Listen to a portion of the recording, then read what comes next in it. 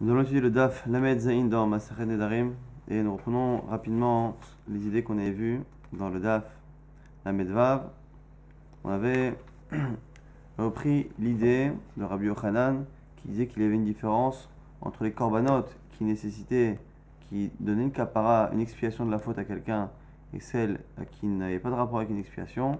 Et on disait que de manière générale, le Kohen qui apporte le korban, de manière générale, il travaille pour le propriétaire du korban, donc comme il lui rend un service. S'il y a un éder entre les deux, il ne peut pas le faire, sauf si le korban qu'il apporte, il est mechoussar kapara, c'est un korban qui vient apporter une kapara à son propriétaire. À ce moment-là, il peut le faire sans l'accord de l'autre, et donc il n'est pas en train de travailler pour lui, et donc il peut aussi le faire, même s'il y a un éder. La Gemara avait objecté par rapport à cela, mais finalement, il n'a pas réussi à garder une objection jusqu'au bout. On avait aussi une autre chez là sur Rabbi Yochanan. Rabbi Yochanan partait du principe qu'on pouvait apprendre une halakha d'un cas de la Torah où cette halakha était nécessaire à un cas où elle n'était pas nécessaire. Le fait que par exemple on était obligé dans la Torah d'autoriser un père à apporter un korban pour son fils mineur qui ne peut pas le faire, eh bien lui voulait apprendre de là que de manière générale un homme pouvait apporter un korban pour son prochain alors que son prochain peut oui le faire. C'est une marloquette. Et ici Rabbi Yochanan, on avait essayé d'objecter contre lui et pareil, les objections n'avait pas tenu jusqu'au bout. Après, par rapport à la trouma, la Mishnah avait dit qu'on pouvait prélever de la trouma pour quelqu'un. La Gemara avait imaginé à un moment donné qu'on parlait d'un cas où c'était forcément la personne qui prélevait pour son copain, mais qui prélevait avec son propre argent, avec sa propre récolte. La Gemara dit qu'il n'y a aucune preuve. Et la question qui était restée en suspens dans la Gemara, c'est est-ce que lorsque quelqu'un prélève avec son argent à lui pour acquitter la récolte de son prochain, est-ce qu'il a besoin de son accord ou pas?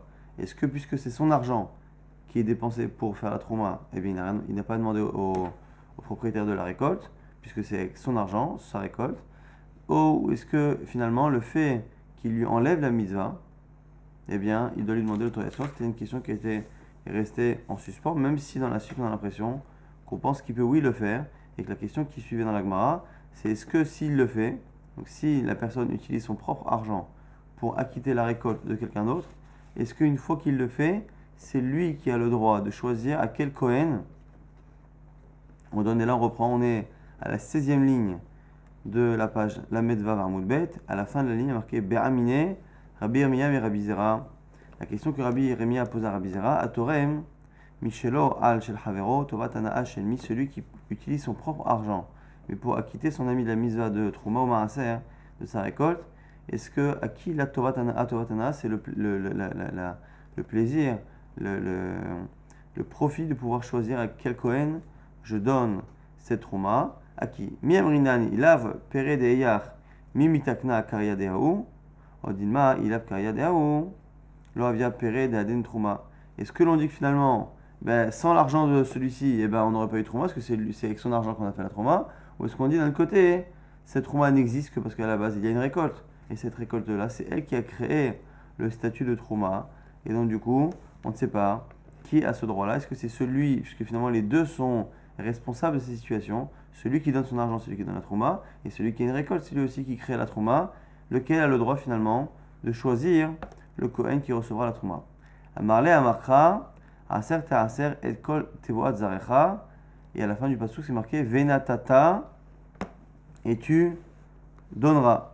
Donc dans ce fameux pasuk là, Aser Ta'aser et Kol Tevoat Zarecha, tu feras le Maaser de la Tevoa de ta récolte, Hayotse Asede Shana Shana, qui sortira chaque année de ton champ. Venatata hakesef bechol asher te'ave nafshecha, bakar uvatson bainu vashecha, et tu donneras l'argent parmi tout ce que tu as qui t'appartient, le petit bétail, le vin, les alcools, ainsi de suite.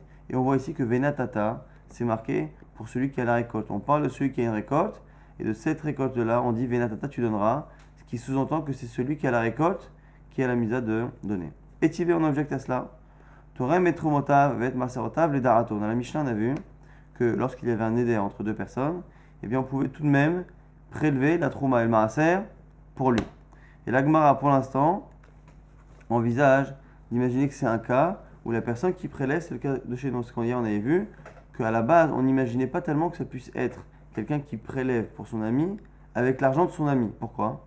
Parce que si c'est son argent à lui, il faut qu'il me l'ait demandé. Parce que s'il ne m'a pas demandé de le faire, je n'ai pas le droit de le faire. Et s'il me le demande, je lui rends un service. Et si je lui rends un service, c'est assourd parce qu'il y a un éder. Donc on avait dit à la base, on imaginait que c'était un cas où c'était celui qui prélève pour son ami utilise son propre argent. Et il utilise son propre argent, et encore une fois, c'est pas l'autre qui lui demande, ça vient de lui-même. Donc c'est notre cas à nous. Notre cas à nous, ce serait celui de la Mishnah. Donc un homme qui prendrait de son propre argent et qui prélèverait de la trouma pour la récolte de son ami. Or, on voit que c'est autorisé malgré le neder. Or, si, quand je fais une trouma, ça donne la possibilité au propriétaire de la récolte de choisir à quel coin il va donner, eh bien je lui fais un cadeau, entre guillemets, je lui donne un profit, c'est que dans 2 minutes, il va pouvoir faire un cadeau d'une grande valeur à un Kohen. Et ce profit-là, je ne pourrais pas le faire en tant que personne qui a un éder par rapport à lui. Akamehanele, il a shmarmina, tovatana adile. Donc on veut déduire de la Mishnah, puisque la Mishnah a l'air de parler d'un cas où c'est quelqu'un qui prend son propre argent pour prélever et acquitter la récolte de son ami, et on voit que c'est autorisé, même si l'autre ne peut pas profiter de lui, Mishum Neder, eh bien, le fait qu'on autorise, ça prouve que celui qui prélève pour son ami ne lui donne pas à cet ami-là la possibilité de choisir le Kohen, parce que sinon, cette possibilité qu'il lui donnerait serait considérée comme un profit interdit à cause du Neder. La Gemara répond, Yamre lo Michel Balakeri, H. Balakeri. On a déjà dit hier pour une autre question qu'on pouvait imaginer que la Mishnah parlait finalement de quelqu'un qui utilisait l'argent du propriétaire du champ pour acquitter la récolte du propriétaire du champ. On avait dit, si c'est ça, il faut lui demander l'autorisation. Il faut qu'il te l'ait demandé. Si tu as demandé, tu le rends service. Si tu le rends service, c'est interdit. La Gemara dit non. Uldarato deba alakeri, beomer kalarotseliitrom yevovitrom, ce qu'on avait dit hier déjà, que lorsqu'on dit qu'il faut le faire avec l'accord du propriétaire, c'est pas que le propriétaire te demande de le faire. Parce qu'effectivement, si tu as demandé à toi et que tu le fais, le simple fait d'écouter, d'accepter sa mission, c'est une anaa. Ici, on parle de quelqu'un qui a dit voilà, j'ai une récolte. Celui qui veut prélever avec ma récolte pour ma récolte peut le faire. Donc, il a autorisé, mais il n'a pas fait une demande explicite qui pourrait du coup entraîner un interdit de neder. Si la personne écoute cet ordre, ça n'est pas un ordre, c'est juste une permission que l'homme a donnée. Et donc, du coup, si la Mishnah peut être expliquée dans un cas où la récolte est metoukenet, elle est réparée par une trouma qui vient de la propre récolte elle-même, eh bien, on n'a aucune preuve à notre question, puisque notre question parlait d'un cas où une personne prélève pour son copain, mais avec son propre argent, et dans ce cas-là, on se demandait est-ce qu'il y avait un profit. Finalement, si la Mishnah parle d'une trouma qui est faite avec l'argent même du propriétaire de la récolte, il n'y a aucune raison de pouvoir déduire notre question. Tashma, on va répondre à la question pour une fois. Marabi Abba, Marabi Yochanan, Rabbi Yochanan a dit lorsqu'il y a une personne qui sanctifie un animal pour son ami. Donc son ami a une obligation, lui, il est Magdish pour lui, et après, il y a eu finalement, mais il a l'animal qui a été sanctifié, qui a été réservé pour le korban, a été utilisé pour autre chose, et donc on a à la fois un interdit de mi'ila qui nécessite que l'on paye la valeur du korban plus un cinquième, et on a à la fois l'obligation de prendre un animal en remplacement. Donc il faut rembourser la somme plus un cinquième, et en plus de cela, il faut prendre un animal en remplacement. Et là-dessus nous dit Rabbi Yochanan, Hamagdish, celui qui n'a pas l'obligation normalement d'apporter le korban, mais qui a utilisé son animal pour le sanctifier, aussi Fromesh, c'est lui qui rajoute le 1/5. Ou Mitkaper, et celui qui a besoin de faire kapara, qui a besoin du korban, en cette moura, c'est lui qui prend l'animal qui doit remplacer celui qui a été abîmé. Vehatorem, Shelo al Sheno Shelo, et maintenant c'est là que Rabbi Yochanan nous rapporte notre cas, celui qui prélève, qui utilise son propre argent pour prélever et acquitter une récolte qui n'est pas la sienne, Tova Tanaat Shelo, eh bien le profit de pouvoir choisir le Kohen à qui il donne, lui appartient. Donc on a la réponse finalement qui est marquée clairement dans une mémoire de Rabbi Yochanan. Donc finalement à la question, lorsque quelqu'un prélève de sa propre récolte, évidemment que lorsque l'on utilise l'argent du propriétaire pour acquitter sa récolte sur sa demande, évidemment que c'est lui qui décide à qui il donne. La question se pose lorsque c'est moi qui le fais. Est-ce que finalement, puisque c'est avec mon argent, je peux le donner au Kohen que je veux, ou est-ce que parce que cela vient de la récolte de mon prochain, c'est lui qui décide? La question ici est répondue par Rabbi Yochanan.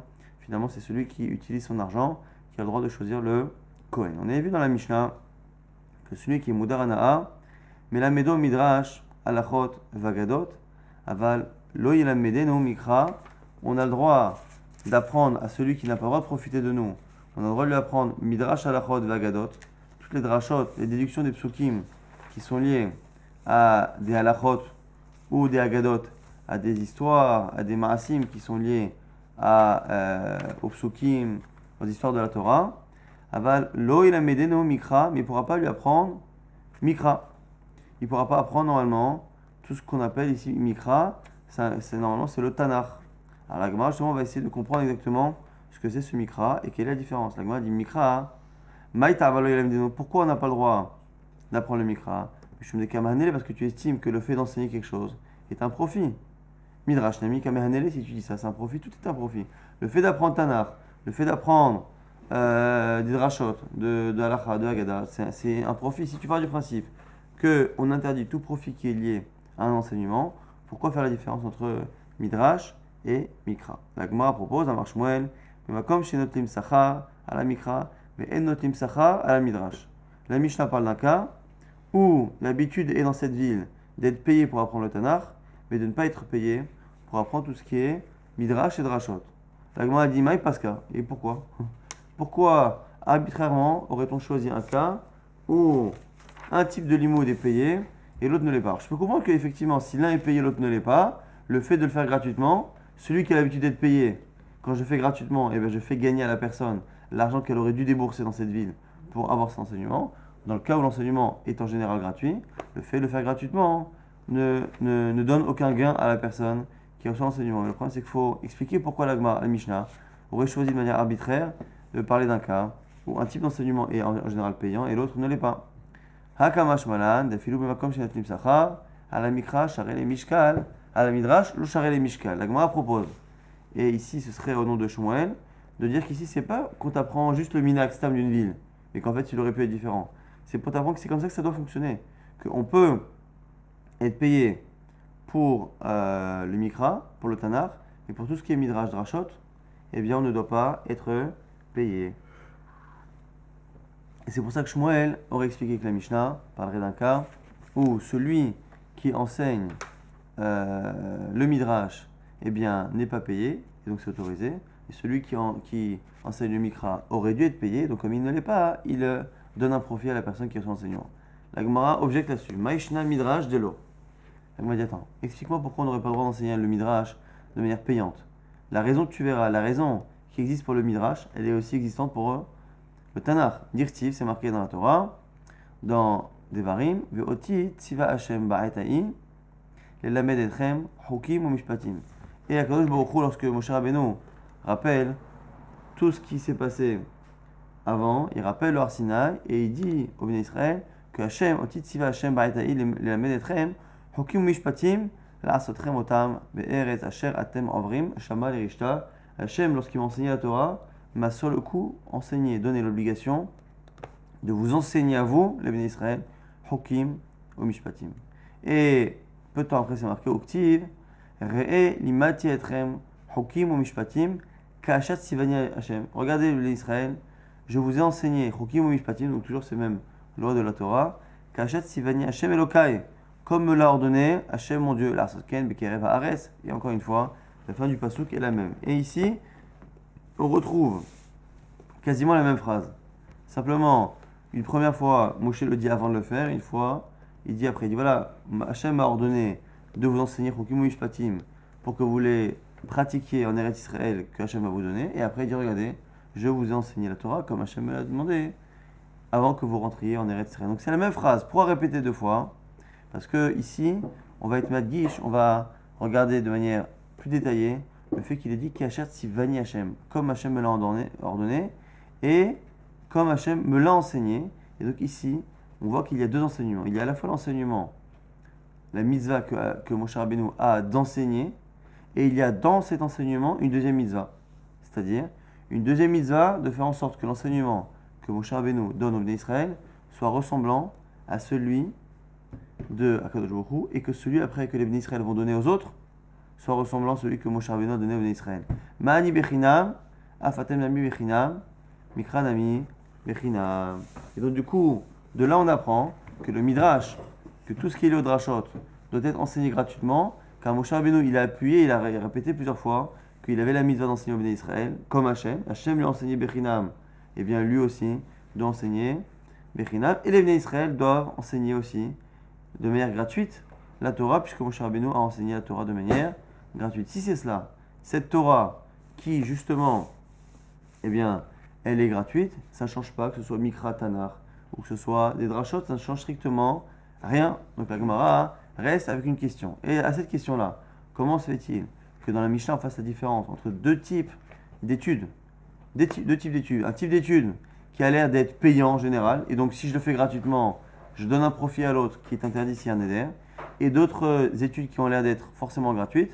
Deux réponses. Pourquoi dans la Mishnah on a l'air d'avoir le cas de Mikra, l'étude du Mikra, qui a l'air d'être à la base payante, à tel point que s'il y a un éder entre nous deux, je n'ai pas le droit de l'enseigner à l'autre. Rav Amar, Srar Shimur, première possibilité nous dit Rav, c'est ce qui doit être payé à la personne, c'est le salaire de la garde des enfants, le babysitting on va dire des enfants. Les enfants ont besoin d'être gardés. Celui qui s'occupe d'une classe d'enfants, eh bien on doit le payer en fonction du gain que les parents ont que les enfants soient surveillés. Mais Rabbi Yochanan Amar, Srar Pisuk Teramim. Rabbi Yochanan dit c'est autre chose. C'est Pisuk Teramim, c'est le fait d'apprendre les Teramim de la paracha. Kadma, Shofar Beopar Kadma, Zarka, Pazer Gadol, ces Teramim-là, qui, selon ici Rabbi Yochanan, ne sont pas, il ne faut pas partir réellement de la Torah qui est enseignée à Moshe Rabbeinu, et donc, a priori, ne font pas partie de ce que Hachem a dit. Ça, je te l'enseigne à toi, Moshe Rabbeinu, gratuit. Tu l'enseignes toi aussi gratuit au Bnei Israël, et eux aussi doivent l'enseigner gratuit. Donc, deux possibilités d'expliquer pourquoi dans la Mishnah, on a l'air de trouver un cas où celui qui enseigne le Mikra aurait dû être payé, et donc, le fait de ne pas prendre d'argent, d'enseigner gratuitement, est considéré comme étant un gain donné à une personne qui n'a pas le droit parce qu'il y a un éder. Soit c'est le fait de payer l'enseignant par rapport à la garde des enfants, soit de payer l'enseignant par rapport à la partie qui ne rentre pas dans cette mitzvah que l'on a enseigné gratuitement, qui est Pisuk Ta'amim, les Ta'amim qui sont écrits qui ne sont pas écrits, mais qui sont lus dans le Chumash, et qui ne sont justement pas écrits en général dans les Chumashim, même si aujourd'hui on les a dans les Chumashim, à l'époque on ne les avait pas. Alors, on objecte par rapport à Rav. Dans Rav qui a dit que le paiement ici est lié à la garde des enfants. Tnan. Lo il a médé donc Mikra, on a dit dans la Mishnah, qu'on n'a pas le droit de lui enseigner Mikra. Et vous allez voir que dans la Mishnah, ça a l'air d'être que ici, on parle d'un adulte. Bish la malemande amar srar pisuk termim aïno de lo il a médé nous. Celui qui dit que pourquoi dans la Mishnah ça aurait dû être payant, c'est parce qu'on parle d'un cas où c'est pisuk termim, c'est les termim. À ce moment-là, je peux comprendre. Il y a les mains amar srar shimur, gadol bar shimur, ou si tu dis que c'est le srar, le fait de payer, le fait de garder les enfants. Ici, est-ce que quelqu'un d'adulte peut justifier justement de payer? Est-ce qu'il y a un babysitting pour un adulte? La Gemara dit non, bekatan katané, on parle d'un katan, d'un enfant. Alors pour la Gemara, il n'y a pas pensé au départ, c'est parce que la Mishnah n'a pas l'air comme ça. La Mishnah, elle dit quoi? Elle dit mais la Medeno Midrash à la Chod Vagadot, on peut enseigner, lorsqu'il y a un éder, à quelqu'un, on peut enseigner un Midrash à la Chod Vagadot. Aval, lo il a Medeno Mikra, mais tu ne peux pas lui enseigner Mikra. Aval, melamedehu, et banav, ve et benotav Mikra. Mais il peut enseigner à ses enfants, à lui, à la même personne, eh bien, le Mikra. Donc du coup, on voit que jusqu'à présent, on ne parlait pas d'enfants, on parlait d'adultes, puisqu'on va parler dans 2 minutes de ses propres enfants. Or, en général, un enfant n'a pas d'enfant. Donc, la Gemara dit Ibekatan, si tu dis qu'on parlait au début de la Mishnah d'un mineur, et Ima Sefa, Aval Melamed et Banav, Mikra Katan, Katan Barbanihu, comment tu peux me dire à la fin que le même à qui je n'ai pas le droit d'enseigner la chose, j'ai le droit de l'enseigner à son propre enfant, lui-même s'il est enfant? Comment tu peux justifier? Donc, la Gemara dit quoi? Chasore, Mersara, Vachri Katane, il manque des mots dans la Mishnah, elle est mal réglée. Lo Elamede no Mikra, Bekatan. Lorsque l'on a dit qu'on ne pouvait pas enseigner le Mikra, tout ce qui est donc Pisuk Teramim, le Tanakh, parce que justement, où il y a une garde d'enfant, on parle d'un katan, on parle d'un mineur.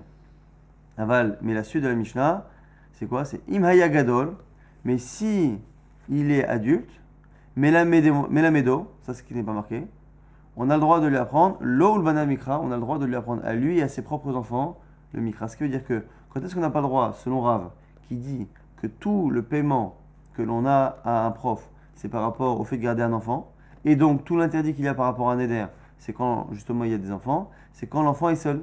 Mais si l'enfant est avec son père, puisque son père est en train de garder son enfant, eh bien, il n'y a pas de raison de payer l'enseignant. Et donc, l'enseignant qui enseigne pourrait même le faire gratuitement, même s'il y a un éder entre lui et la personne qui est en face. Là-dessus, on va encore une fois objecter. Métivé, une braïta. Tinookot, lokorin batechila beshabbat. Et la shonin barishon. On a une braïta qui nous dit que les enfants qui apprennent, les enfants allaient au Talmud Torah, donc toute la semaine, et ils allaient aussi le Shabbat.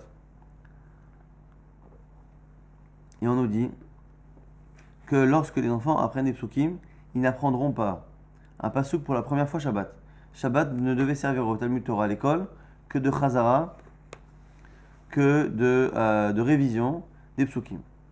Alors la Gemara envisage d'objecter là-dessus pour Rav, justement. Bishlam alemande amar sra pisuk tamim ainu de en korin batechila beshabbat. Celui qui dit que le prof, il est payé pour justement, pour pisuk tamim, pour enseigner les tamim. Je peux comprendre pourquoi on fait une différence entre enseigner un pasuk pour la première fois Shabbat et pas Shabbat. Pourquoi? Parce que si on dit qu'on apprend les tamim, comme un pasuk est difficile à enseigner à un enfant pour la première fois qu'il l'entend, ça a du mal à rentrer. Une fois qu'il a appris une fois dans la semaine, le deuxième jour n'est qu'une révision. Eh bien, on pourrait imaginer que pourquoi on fait une différence, c'est parce que comme le prof ne doit pas être payé pendant Shabbat, eh bien, il ne faut pas que pendant Shabbat, il enseigne un pasuk pour la première fois qui nécessite justement qu'il soit payé. Comme ça nécessite qu'il soit payé, mais qu'on ne veut pas qu'il soit payé pendant Shabbat, eh bien, c'est pour ça qu'il ne fera pas pour la première fois un verset. Par contre, il enseignera un verset pour la seconde fois, une répétition qui ne nécessite pas de paiement et donc qui peut justifier que ce soit fait pendant Shabbat. Il n'y a pas de problème de Srar Shabbat. Et l'allemand de Amar, Srar Shimur, Amai en Korin Batechila Be Shabbat. Si tu dis que c'est le fait de garder un enfant qui nécessite le fait d'être payé, Amai, qu'est-ce que ça change finalement? Pourquoi on ne lit pas un pasuk pour la première fois? Amai Shonim Barishon. Et pourquoi on répète le pasuk? Haïka Srar Shimur Te Shabbat. Si tu pars du principe qu'un prof n'est payé, ne doit être payé que par rapport à la garde des enfants, en quoi cela change-t-il que l'enfant révise le pasuk pour la 2e, 10e, 15e fois? À partir du moment où le prof est là, en train de s'occuper d'un enfant, il doit être payé. S'il doit être payé, eh bien, il y a un problème de Sra Shabbat. Donc la Gemara objecte encore une fois. On a dit que pourquoi parfois on payait les profs au Talmud Torah à tel point que certaines choses étaient interdites d'être enseignées lorsqu'il y avait un éder. On a dit deux versions, soit à cause des tarmim, soit un qui dit que c'est le fait de garder les enfants. Et ici, on a encore une objection par rapport à Rav qui dit que c'est le fait de garder les enfants. Parce que si c'est le fait de garder les enfants, on ne comprend pas pourquoi un prof ne fait un distinguo et ne doit pas enseigner un pasuk pour la première fois Shabbat, mais il peut enseigner la révision qui est le deuxième passage. Qu'est-ce que ça change? Si finalement on a un problème de Srar Shabbat par rapport au fait qu'on devrait le payer, ça ne change pas. La garde de l'enfant ne change pas en fonction que ce soit la première fois ou la seconde fois. La Gemara répond, il ta mère, Sra pisuk be Shabbat, miyaso. La Gemara dit maintenant, qui t'a dit que le fait d'enseigner un pasuk pendant Shabbat, c'est asso? Avla'ahi, c'est ici un Srar Shabbat. Mais Avla'a, on a le droit de payer quelqu'un pour un travail Shabbat si ce travail-là est englobé dans un travail qui est sur une durée qui est plus grande, sur la semaine, sur le mois, sur l'année. Ce qui est interdit, c'est de désigner un jour de Shabbat. On dit voilà, tu as travaillé ce jour-là Shabbat, je te donne tant. Si par contre la personne est payée à la semaine, au mois, un certain nombre de jours, et que Shabbat est inclus dedans, eh bien c'est autorisé car il n'y a pas ici de détermination précise sur le prix du Srar Shabbat. Donc Avla'a Mishra Sharé, le fait d'englober dans plusieurs jours, c'est autorisé. Détania, c'est une braïta qui le dit. Asocher et apoel, Ishmor et atinok, celui qui paye quelqu'un pour garder un enfant. Ishmor et apara, pour garder un animal. Ishmor et azraï, pour protéger des parties du champ. En not nimlo Srar Shabbat, on ne peut pas lui donner de Srar Shabbat. Donc si le type il vient travailler que Shabbat, on ne peut pas le payer par rapport à cela. Le fichar, c'est la raison pour laquelle il m'avdou. S'il y a quelque chose qui s'est abîmé dans les choses qu'il doit surveiller, il n'est pas responsable. Mais Imaya Srir Shabbat, si par contre on l'a payé, là on tourne la page, si on l'a payé pour Shabbat, Mechila pour la semaine, ici Shabbat c'est la semaine, 7 jours, au Srir Chodesh il est payé au mois, Srir Shana il est payé à l'année, au Srir Shavua il est payé pour 7 ans, Notenlo Srar Shabbat, on peut lui payer le Srar Shabbat, parce qu'encore une fois, ce salaire de Shabbat est inclus dans un groupe de jours plus important, que ce soit 7 jours, 1 mois, 1 an ou 7 ans. Les fichar, donc du coup, comme il a son salaire, les fichar, il m'avdou haya bahariyutan, du coup, il est responsable. Il n'a plus un statut de shomer hinam, de gardien gratuit, et donc du coup, il est responsable de la perte de l'objet. Donc, qu'est-ce que l'on voit?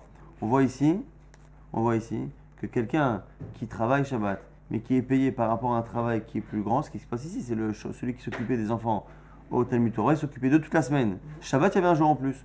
Donc du coup, dès le départ, l'Agmara objecte et dit, mais attends, tu n'as rien compris. Lorsque l'on a dit qu'un prof ne pouvait pas enseigner pour la première fois un pasouk, ça n'a rien à voir avec le fait que comme c'est la première fois, c'est un travail, comme c'est un travail, c'est payant, comme c'est payant. Rien à voir. Rien à voir, parce que dans tous les cas, même s'il enseignait un pasouk pour la première fois, c'est Pisouk Tamim, et qu'il avait besoin d'être payé, le fait qu'il travaille toute la semaine, tout le mois, toute l'année, on peut très très bien envisager de le rémunérer par rapport à cela. Et là, Gabé Shabbat, Ainu Ta'ama De'en Korim Batechila, Mishum De'ifyu, De'ifnu, Avat Hon, Dinuke, les mitzvata des Shabbat. Première raison pour laquelle, ici, on ne doit pas enseigner un pasouk pour la première fois Shabbat, c'est parce que, intéressant ici, que les enfants allaient, donc le Talmud Torah c'était comme l'école. Et en général, les enfants ne rataient pas l'école. Mais Shabbat, on a une mitzvah, des yifnu avathon, des inuke. On a une mitzvah que les parents, les pères surtout, passent du temps avec leurs enfants, donc à jouer, à prendre du temps, et à voir leurs enfants qui n'ont pas le temps de voir forcément la semaine. Or, si le Shabbat, lorsque les enfants vont à l'école, au Talmud Torah, eh bien on apprend des psukim importants, les parents stressés par le niveau scolaire de leur enfant n'oseront pas les faire s'absenter.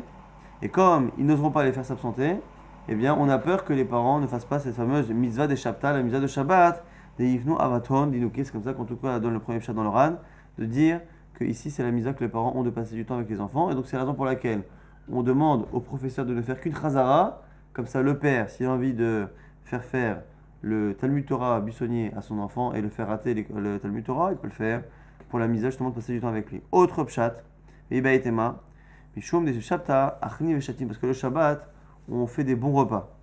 Yakir Aleon Alma, et le monde devient lourd. Quand on mange le Shabbat, quel que soit le plat que l'on mange Shabbat, le monde s'alourdit autour de nous, c'est comme ça que c'est marqué. Yakir Aleon Alma, qui est la marche, comme nous dit Shmuel, Shinui Veset, Trilat Holim le fait de changer de mode alimentaire, eh bien c'est le début des problèmes intestinaux et ça crée une fatigue de digestion qui fait qu'on a du mal à étudier, à se concentrer. Et comme tous les Shabbats, on a ce Shinui V7, puisque finalement on ne mange jamais le Shabbat, les quantités et les types de repas que l'on mange la semaine, cela crée une fatigue qui empêche la personne de se concentrer comme il faut. Donc c'est la raison pour laquelle, deuxième raison possible que nous avons la Gemara, pour justifier que le prof ne doit pas enseigner des nouveaux psukim. Du coup, le fait qu'il n'enseigne pas un pasuk à nouveau n'a rien à voir avec un srar Shabbat, et donc n'est aucunement une objection à Rav qui disait que le srar d'être payé, c'était par rapport au fait de garder l'enfant, rien à voir ici. Le prof ne doit pas enseigner un nouveau pasuk, soit pour permettre aux parents de laisser les enfants s'absenter pour passer du temps avec le Shabbat, soit à cause de la difficulté que l'on a d'étudier une nouvelle notion lorsque l'on a bien mangé, qu'on a mangé de manière différente de la semaine. Alors maintenant on va essayer de comprendre pourquoi, on a deux avis, Rav et Rabbi Yochanan. Pourquoi dans la Mishnah, on a vu que dans certains cas on n'a pas le droit d'enseigner la Torah. On avait dit pourquoi il n'a pas le droit d'enseigner, parce qu'il devrait être payé. Quand est-ce qu'il devrait être payé? Marloket, Rav et Rabbi Yochanan. Un il dit il devrait être payé pour le fait de garder les enfants, donc c'est d'afka les enfants. Un il dit non, même les adultes, mais lorsque l'on enseigne les tarmim de la Torah. Et on va essayer de comprendre pourquoi chacun n'est pas d'accord avec l'autre. Ulman de Amar, Sra Pisuk Tarmim, Aïta Amalo Amar, Sra Shishimo. Pourquoi Rabbi Yochanan n'a pas dit, comme Rav, que ici, on devrait être payé par rapport au fait de garder les enfants? Kassava, Manot, Mika Bayan Shimour. Parce que ici, Rabbi Yochanan dit que, attends, le fait de garder les enfants, c'est surtout pour les garçons. Comme les garçons ont l'habitude de jouer un peu partout dehors et de faire des bêtises, eh bien les parents ont besoin qu'un adulte les surveille et donc sont avantagés par le fait qu'il y ait un prof qui est sur le Talmud Torah. Mais les filles, comme les filles n'ont pas l'habitude justement de sortir, et bien du coup il n'y a pas de raison de justifier que l'on paye cela, et donc du coup Rabbi Yochanan se sont obligés de dire que c'est ici Mishum Pisuk Tamim. Ce qui est intéressant, c'est qu'on voit ici que même les filles allaient au Talmud Torah, parce que justement comme elles allaient au Talmud Torah et que selon Rabbi Yochanan on ne peut pas justifier que je paye le prof pour protéger ma fille des bêtises qu'elle pourrait faire dans la rue, parce qu'en général, les filles n'ont pas l'habitude d'aller jouer dans la rue, de faire des choses dangereuses, et bien du coup, c'est pour ça que Rabbi Yochanan s'est reporté sur l'autre raison, qui est Pisuk Ta'amim. Donc on voit que les filles allaient au Talmud Torah, et que Pisuk Ta'amim, même les Ta'amim, elles les apprenaient, puisque finalement, c'est là d'être ça le cas que Rabbi Yochanan explique. Mandamar sera Shimour, Maïtama lo Amar sera Pisuk Ta'amim. Alors du coup, maintenant, pourquoi Rav n'est pas d'accord avec Rabbi Yochanan? Pourquoi Rav préfère dire que le prof est payé pour la garde des enfants, mais qu'il n'est pas payé, ça ne peut pas être qu'il est payé pour enseigner les Ta'amim, donc ça sous-entend qu'il n'a pas le droit d'être payé pour enseigner les Ta'amim, Kassava, Pisuk Ta'amim Doraitahu. Parce que Rav pense que Pisuk Ta'amim, c'est-à-dire que la Torah, lorsque Hachem l'a enseigné à Moshe Rabbeinu, il l'enseigne directement avec les Neginot, avec les airs des Ta'amim. Et donc comme il enseignait à Moshe Rabbeinu avec ces airs-là, eh bien ça rentre dans toutes les informations qui ont été données gratuitement par Hachem, que Moshe Rabbeinu a donc transmis gratuitement aux Bnei Israël, et donc que les Bnei Israël ont l'obligation d'enseigner eux aussi gratuitement. Et on va maintenant ici rapporter des preuves que, toujours au nom de Rav, que cette partie-là justement de la Torah a été enseignée, fait partie de la Torah orale, d'Amar Ravika Bar Avin, Amar Rav Hananel, Amar Rav. Donc au nom de Rav, Maïdirtiv, c'est un passage qui est marqué dans Nehemia, marqué Vaikreu Bas Sefer, ils ont lu dans le Sefer Torah, Betorat Ha-Elohim Meforash, dans la Torah d'Akadosh Baruch Hu, de manière explicite, Vesom Sechel Ve'avinu Mikra, et ils ont mis une certaine logique, compréhension, Ve'avinu Mikra, et ils ont compris le pasuk. Et ici, il y a une multiple redondance. Ici, le fait de dire que c'est Meforash, que c'est explicite, ça prouve déjà que c'était compris. Vesom Sechel, ils ont rajouté de la raison, Ve'avinu Mikra, et ils ont compris les psukim. Tout ça est un peu répétitif. On aurait dû se suffire d'un seul mot pour expliquer qu'ils ont lu la Torah de manière à la comprendre. À quoi font allusion tous ces termes qui parlent de compréhension, de sechel, de compréhension et de côté explicite? Vaikreu Bas Sefer, Betorat Elohim Zemikra, le début du pasuk qui dit qu'ils ont lu la Torah d'Hachem, c'est le sens premier, c'est qu'ils ont lu les psukim. Meforaj, de manière explicite, Zetargum, c'est la traduction en Kelos.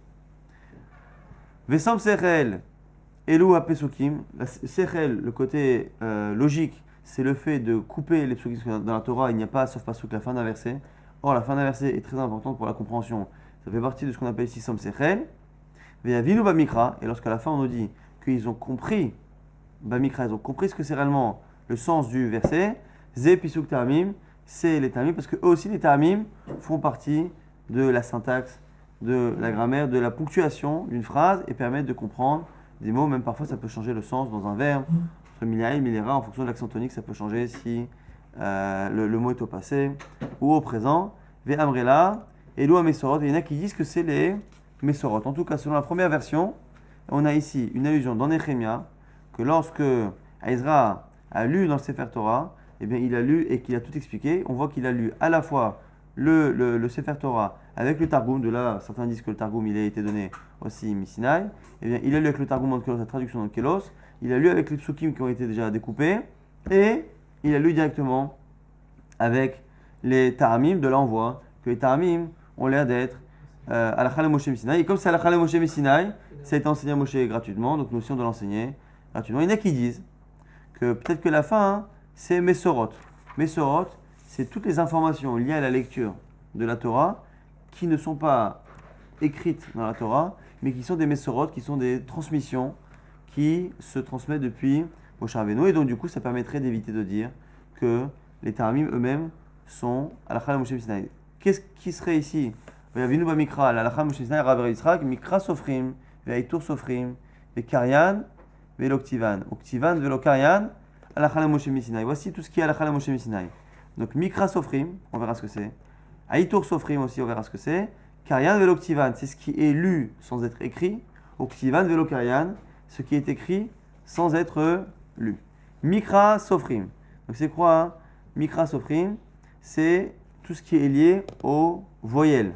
Eretz, Aretz, Shamaim, Mitzraim, tous ces mots-là. Eretz peut se lire Aretz, qu'il n'y a pas de voyelle dans le Sefer Torah. Shamaim, ça peut se lire Shamim, Samim. Mitzraim, ça peut se lire Mitzrim, Metsarim. Il n'y a pas ici de ponctuation dans le Sefer Torah. Et donc, le fait de lire ce mot-là, Eretz, c'est pas Aretz, Shamaim et non pas Samim, eh bien, c'est une preuve c'est ce qu'on appelle ici Mikra Sofrim, c'est la lecture même des Sofrim. Sofrim, c'était les gens de Anshek Knesset Agdola, à l'époque justement de Ezra. Donc, ça c'est Mikra Sofrim, et ça c'est Al-Khala Moshe Misinaï, ça n'a pas été inventé après. Et Aïtour Sofrim. Et Aïtour Sofrim, c'est quelque chose qui est lié à une lecture de la Torah, mais des mots ou des petites, des préfixes qui auraient pu être évités et qui sont lus et qui sont dits pour faire entre guillemets joli. C'est la beauté ici de la Torah. On dit dans le pasuk, dans Bereshit, Sa'adu libechem ahar ta'avoru. Pareil, pour Teshav Na'ara itanu, Yamim Asor, ahar teler, ou Tissager, à propos de Myriam, Tissager, Shur Atamim Yichus Mahane, ahar te'asef. Le har ici aurait dû être V, et après, V, et on sera rassemblés, et ils partiront. Ahar ici, c'est un mot qui est plus long, mais qui permet justement de rendre le pasuk plus joli. Kidmu, Sharim, Ahar Nogni, pas encore une fois un pasuk là-bas dans Tehillim. Là-bas, tout ça aurait pu être remplacé par un vav, et ici, et Tour Sofrim, on sait que la Torah elle a utilisé cette expression Ahar pour remplacer un vav et faire joli. Un autre exemple, Tiskatra Kea réel, ta justice, elle est Kea réel, elle est comme les montagnes divines, et aussi pareil, on aurait dû dire Tiskatra, elle est réel, ici le kaf de la comparaison, un peu comme en français entre les comparaisons et les métaphores, on n'est pas obligé d'utiliser le comme, ça devient une métaphore, on aurait pu utiliser ici une métaphore, et ici, donc ici, ce kaf, ou le vav qui est remplacé par ahar, fait partie de Aïto Sofrim, qui est Al-Khala Moshe Sinai. Karian Veloktivan, ce qui est lu et ce qui n'est pas écrit, c'est Al-Khala Moshe Sinai. C'est quoi? C'est par exemple dans Shmuel, Prat de Belerto, le mot Perat, marqué au sujet de Shmuel, Belerto le Hashiv Yado, Benahar Perat. Lorsqu'il est parti là-bas, Benahar, au fleuve là-bas du Perat, donc le Frat, mais le mot Perat, qui parle du fleuve, est lu, mais n'est pas marqué. Donc on sait qu'on a une Kabbalah de lire ce mot-là, même s'il n'est pas marqué. Ish, de Kasha Ishal Ish Bidvar Elokim, c'est marqué toujours là-bas dans Shmuel, Kasha Ishal Ish Bidvar Elokim, là-bas on parle du Chosé, de celui qui a besoin d'une question, et a marqué là-bas, lorsqu'un homme demandera la parole divine, et là-bas le mot Ish, un homme, est lu dans le Pasuk, mais n'est pas marqué, donc ça fait partie de ce qu'on appelle Karyan Veloktivan. Baim de Nivneta. Dans Yirmiya, pareil encore une fois, on n'a pas souk là-bas. Inemim Baim, voici les jours qui arrivent. Baim, c'est pas marqué, mais c'est lu. Neum Hashem et Nivneta, Ayer Hashem Vechoulé, encore une fois, c'est encore un cas où un mot est lu, mais n'est pas écrit. Là, des pléta, le mot là ici de Pasuk pléta, Hanou ale asaviv, alehilla, peleta, pareil, le mot là ici n'est pas écrit, mais est lu. Et de Hugad, la particule et dans un pasuk dans route. Hugadli, on m'a bien dit, et kol asher asid et hamoter, tout ce que tu as fait à ta belle-mère, et la particule est ici, élu, mais n'est pas marqué. Elai, des agoren, pareil toujours dans route là-bas, le mot Elai, kol asher tomri, Elai, c'est tout ce que tu me diras, je ferai, et le mot Elai, pour me dira, n'est pas écrit, mais est lu. Elai, des Aseorim, pareil, Elai pour les Seorim, toujours là-bas dans route. Va Tomer, Shesh, Aseorim, Ele, Natani, qui ama, Elai, Atavorekam, lorsqu'elle a dit à sa belle-mère que les 6 ébis d'orge, eh bien, ils lui ont été donnés. Et il m'a dit, Boraz, il m'a dit, le M apostrophe de Elai, il m'a dit, élu mais n'est pas écrit. Alen, Karian, Velo, Kadvan, voici des exemples de choses qui sont lues mais pas écrites. Oktivan, Velo, Karian, l'inverse, ce qui est écrit mais qui n'est pas lu, c'est Na, Deslah, là-bas dans Melachim, Be'ishtahawayati, Beit Rimon, Islahna Hashem l'Abdecha. Lorsque je me prosterne, que je demande que Hashem justement pardonne, s'il te plaît, à ton serviteur, pardonne s'il te plaît, le Na est écrit, mais par contre ici à l'inverse, n'est pas lu. Zot de Amizva, le Vezot de Amizva, Vachukim, Hydror, des Haïdror, dans le passage là-bas, Haïdror, Adorer Kashto, donc le mot Hydror est écrit mais n'est pas lu. Chamesh de Peat Negev, là-bas, il fait Negev Temana, Ve'ele midote a Peat Safon, Chamesh me'od ve'arbaat alafim, ou Peat Negev, Chamesh me'od ve'arbaat alafim. Le mot Chamesh est lu mais n'est pas, est écrit mais n'est pas lu. Et le mot Im de Vechi Goel, là-bas dans route, Ve'ataki Omnam, qui Im Goel Anochi, le Im aussi est écrit mais n'est pas lu. Alen Ktivan Velokarian, tout ça sont des choses qui sont écrites. Donc on avait fini par dire qu'il y a plusieurs choses. À la fois les choses qui sont écrites dans la Torah pour faire joli, les voyelles dans les mots qui peuvent être lus différemment, Eretz, Aretz, Metzarim, Mitzrim, Mitzrayim, ainsi de suite. Tout ça, plus les mots qui sont écrits mais qui ne sont pas lus, ou à l'inverse, qui sont lus alors qu'ils ne sont pas écrits, tout cela, c'est Halakha Moshe Missinaï. On a vu le marloquet. Est-ce que les Tarmim sont Halakha Moshe Missinaï? Et c'était justement lié à ce Vayavinu Vamikra qui est marqué à la fin du passouk là-bas dans Néhémie au sujet de la lecture de Ezra. On a vu par contre que le Targum avait l'air de faire partie de Halakha Moshe Missinaï puisque ça avait été lu justement par Ezra. Et finalement, on avait, surtout dans le DAF, une grande marloquette entre Rav et Rabbi Yochanan. On a essayé de comprendre, on avait objecté plusieurs fois à Rav, et après on a essayé de comprendre pourquoi l'un n'était pas d'accord avec l'autre. Marloquette entre Rav et Rabbi Yochanan, quand est-ce que l'on doit payer quelqu'un pour enseigner la Torah? Soit selon Rav, c'est que lorsque on parle d'enfants, et on paye ici la garde des enfants, parce que les parents sont rassurés que les enfants soient surveillés, non pas d'eux en train de se mettre en danger. Et selon Rabbi Yochanan, on peut même payer ici pour enseigner un adulte, lorsqu'ici on parle de Pisuk Tamim, parce que lui pense que les Tamim de la Torah sont justement quelque chose qui n'a pas été enseigné à la de Moshe Missinaï, et donc il ne faut pas partie de cette mitzvah que Moshe Rabbeinu nous a enseigné, que nous, lorsqu'on enseigne la Torah, on doit enseigner nous aussi de manière gratuite, comme lui-même a reçu la Torah de manière gratuite.